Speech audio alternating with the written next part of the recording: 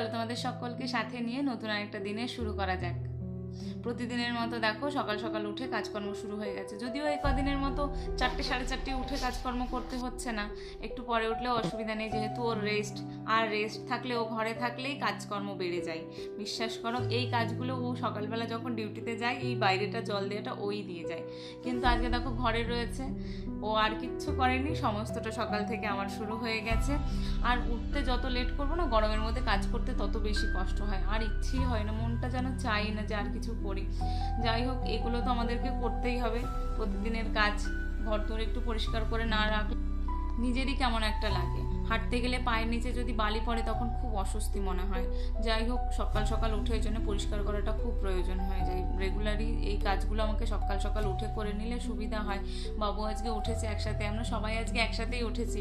তো দেখো, আজকে যেহেতু লেট করে উঠেছি, সমস্ত কাজেই লেট হয়ে যাচ্ছে। রোদ্রের তাপটা কতটা বেড়ে গেছে। এই কাজগুলো কিন্তু ও যখন ডিউটিতে যায়, আমার সকাল সকাল উঠে রান্নাবান্না কমপ্লিট হয়ে গেলে, এই কাজগুলো হয়ে গেলে আমার কিন্তু আর কোনো কাজ থাকে না। দেখো, আজকে রান্নাঘরে আসতেও আমার লেট হয়ে গেছে। এখন রান্নাঘরটাকে একটুখানি পরিষ্কার, রান্নাবান্না হয়ে গেলে আমি পরিষ্কার করে রাখি, কিন্তু আমার মনে হয় রান্না করার আগে একবার পরিষ্কার করে নেওয়াটা দরকার। সেই জন্য আমি সকালবেলা যখন রান্না করতে যাই, তখন একবার গ্যাসের ওভেনটা বা ওই 4 সাইডটা একটুখানি মুছে নিই, ব্যাস, তারপরে রান্নাবান্না শুরু করি। আজকে যেহেতু অনেকটা লেট হয়ে গেছে, বাবুও যেহেতু উঠেছে, ওকে খাবার দিতে অনেকটা সময় লেগে যাবে। তো সেই জন্যে ভাবলাম তাড়াতাড়ি করে পরিষ্কারটা করে কিছু একটা সকালবেলাকার খাবার তৈরি করে দিই। তো সেই জন্যে ভাবলাম যে আজকে একটু উপমা বানিয়ে দিই। উপমাটাও পছন্দ করে খেতে, তো সুজি দিয়ে উপমা বানাবো ভাবছিলাম। তো সেই জন্য আরও তাড়াহুড়ো করছিলাম, যে অনেকটা লেট হয়েছে, তাড়াহুড়ো করে কাজটা করি। দেখো, আমি সুজিতে উপমা বানাবোর জন্য সমস্ত কিছু নিয়ে চলে এসেছি, যে ওকে আগে কিছুটা করে দিই, খাবার করে দিলে ও খেয়ে নিলে আমার একটুখানি নিশ্চিন্ত। আর আজকে রান্না হবে মাংস, সেই জন্য আরও একটু লেট হবে, সমস্ত কিছু করতে হবে। তো সেই জন্য দেখো, উপমাটা করে ওকে খাইয়ে দিয়েছি, আর এখন আমি মশলা টশলা করে নিয়ে তারপর মাংসটা করব।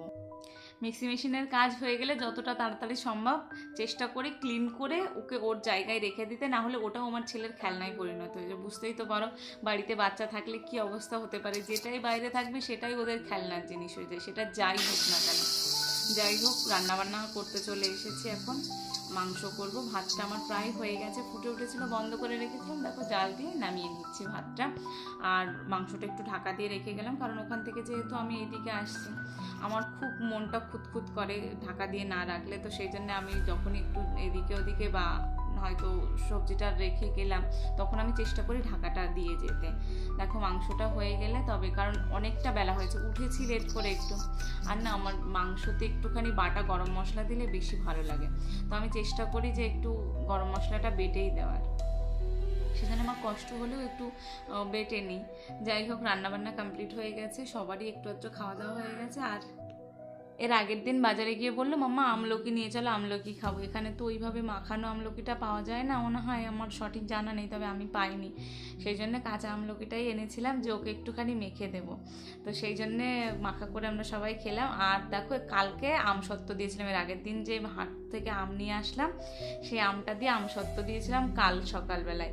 আজকে দেখো, পুরোটাই প্রায় শুকিয়ে গেছে, হালকা একটুখানি একটা কোনাটাতে একটুখানি নরম ছিল। তো আমার ছেলে খাবে, তো সেই জন্য তুলে ফেললাম। দেখো, তোলা হয়ে গেছে, আমাদের খাওয়া দাওয়া কমপ্লিট হয়ে গেছে। আর যা থালা বাসন ছিল স্নান করার আগে চেষ্টা করলাম একটুখানি ধুয়ে দিতে। আর এই ধামাটা দেখো অনেকদিন ঘরে ছিল, ভাবলাম এটাকে একটু পরিষ্কার করে দিই। থালা বাসন ধোয়ার পরে ভাবলাম একটু সকাল সকাল স্নান করে একটু রেস্ট করব। করার পর আজকে যেহেতু ওর রেস্টের দিন, তো একটুখানি আমরা একটু বাজারে যাব, কিছু জিনিস কেনার আছে। সেই জন্য আরও বেশি তাড়াহুড়ো করছিলাম, জানো তো, যে একটু তাড়াহুড়ো করে কাজটা করলে একটুখানি রেস্ট করতে পারবো। আর না হলে সারাদিন একটুও বসার সময়ও পাবো না। ও ঘরে থাকলে বিশেষ করে কাজের চাপটা আরও বেড়ে যায়, এটা না সেটা করতেই থাকতে হয়। বাবুকে স্নান করিয়ে দিয়েছি, ও স্নান করে চলে গেছে দুজন একটুখানি ঘুমোতে। আর আমি যে আমার যে কাজগুলো বাকি আছে সেগুলো কমপ্লিট করে তারপর স্নান করব, স্নান করে পুজো দিয়ে তারপর আমার কাজ কমপ্লিট হবে। সেদিন জানো তো, মিশো থেকে দুটো ড্রেস অর্ডার করেছিলাম। এই দেখো, এই ইয়েলো কালারের একটা, আর একটা আছে গ্রিন কালারের। এই দুটো ড্রেসই নিয়েছিলাম। আমার না ওই শপিং মলে গিয়ে এক এক গাদা করে টাকা দিয়ে জিনিস কিনে আমার সত্যিই পোষায় না। আর এখানে জিনিসের এত বেশি দাম যে আমি সত্যি কিনে উঠতেই পারি না। আমার এখান থেকে জিনিস কিনতে গেলে আমার খুব মনে হয় যেন কষ্ট হয়। যাই হোক, মিশো থেকে অর্ডার করেছিলাম, যে হিসাবে দাম নিয়েছে সেটা আমার মনে হয়েছে সেই হিসাবে ড্রেসগুলো ঠিকই আছে। হয়তো যারা অনেক দামি ড্রেস পরে তাদের জন্য আলাদা, কিন্তু আমার জন্য মনে হয়েছে না ঠিক আছে। তো সেই হিসাবে আমি নিয়েছি। তোমাদের কেমন লাগলো অবশ্যই জানিও। তো ওরা বাইরে বসেছিল, আমি বললাম কোন ড্রেসটা পরবো, এটা না ওটা। তো ও বললো ইয়েলোটা তো একবার পরেছো, গ্রিনটা পরোনি, তাহলে গ্রিনটা পরো। গ্রিনটা পরতে গিয়ে দেখছি আমার তো অনেকখানি মারতে হবে।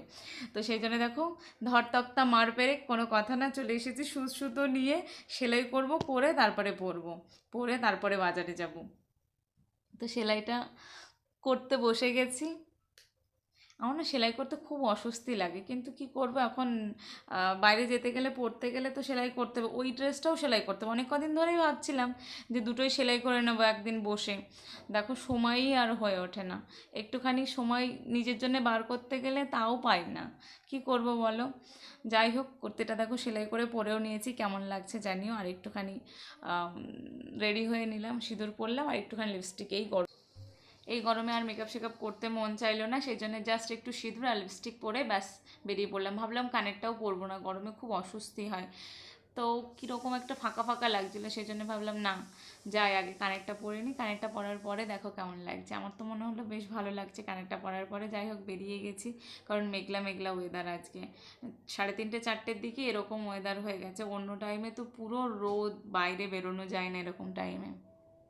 যাই হোক, বেরিয়ে গেছি, অটো ধরেছি, অটো ধরে দেখো চলে গেছি। আজকে আর নর্মাল এই বাজারটাতে যাই না, আমরা বড় বাজারটাতে গেছিলাম। সেখানে গিয়ে দেখো কিছু জিনিস নিলাম। আর এখানকার রাস্তাগুলো না আমার খুব পছন্দ, যেখানে এই চৌমাথাগুলো থাকে সেখানে বেশ এরকম করে করে সব স্ট্যাচুগুলো রাখা রাখা আছে। তো সেটাই তোমাদের সাথে একটু শেয়ারও করলাম। এখন আমরা হেঁটে হেঁটে সব জিনিসপত্রগুলো দেখাদেখি করছিলাম। আর দেখো কিছু ফল নিলাম আসার সময়। আর ও দেখো জিনিসগুলো পাহারা দিচ্ছে যে আমার জিনিসগুলো সব ঠিক আছে তো। আর দেখো এটাও নিয়েছে, বাড়ি এসে কোনো কিছু খোলা নেই, আগে ওটা নিয়ে বসে গেছে। চলো এবার কী কী নিয়ে এসেছি সেগুলো দেখাই। ফল তো নিলাম, তোমরা দেখলেই।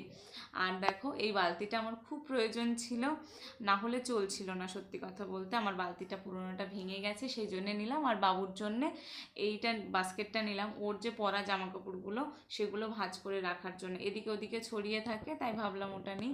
আর দেখো তুলসী গাছ লাগানোর জন্য একটা টব নিয়েছি। আর বাবুর জন্য এই গ্লাসটা নিয়েছি। জানো এইটুকু গ্লাস এখানে 35 টাকা নিল। আমার জানা নেই এই গ্লাসগুলোর কেমন দাম হয়, কিন্তু আমার মনে হলো একটু বেশি বেশিই নিয়েছে। যাই হোক, আর দেখো একটা কড়াই নিয়েছি, কড়াইটা আমার খুব প্রয়োজন ছিল, তো সেই জন্য কড়াইটা নিয়ে নিলাম। তো তোমাদের এই ছোট্ট ব্লগটা কেমন লাগলো অবশ্যই কমেন্ট করে জানাও। আজকের ভিডিওটাকে এই পর্যন্তই রাখছি। ভালো লাগলে অবশ্যই একটা লাইক করো, শেয়ার করো, এবং আমার চ্যানেলটিকে সাবস্ক্রাইব করে আমার পাশে থেকো।